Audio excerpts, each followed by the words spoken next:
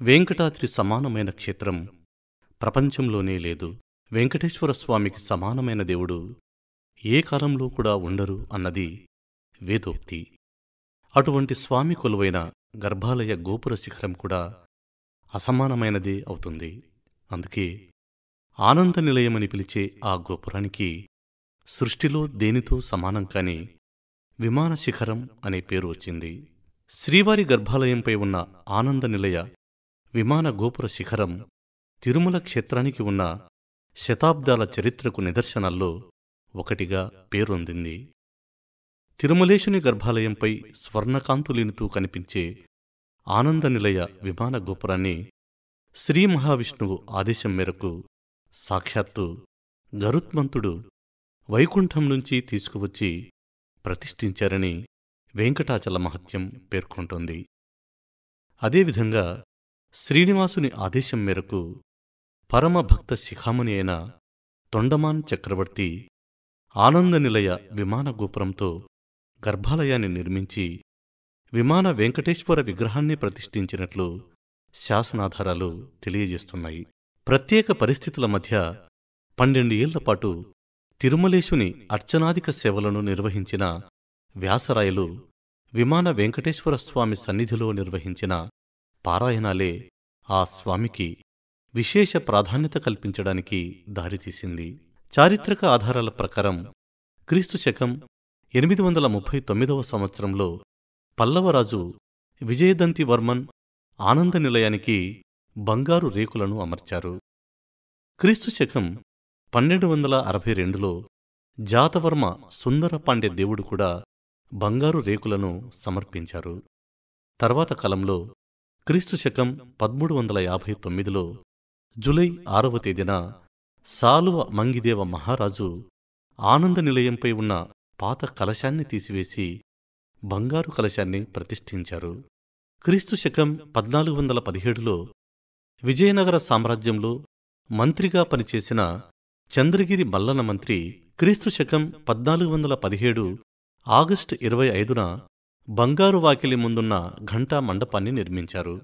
అప్పుడే ఆనంద నిలయ విమాన జీర్ణోద్ధరణ చేశారు. క్రీస్తు శకం 1513 నుంచి క్రీస్తు శకం 1521 మధ్యకాలంలో 7 సార్లు తిరుమలేశుని దర్శించుకోవడానికి వచ్చిన శ్రీకృష్ణదేవరాయలు క్రీస్తు శకం 1518 సెప్టెంబర్ 9న 30,000 వరహాలతో ఆనంద నిలయ విమానానికి బంగారు పూత వేయించారు.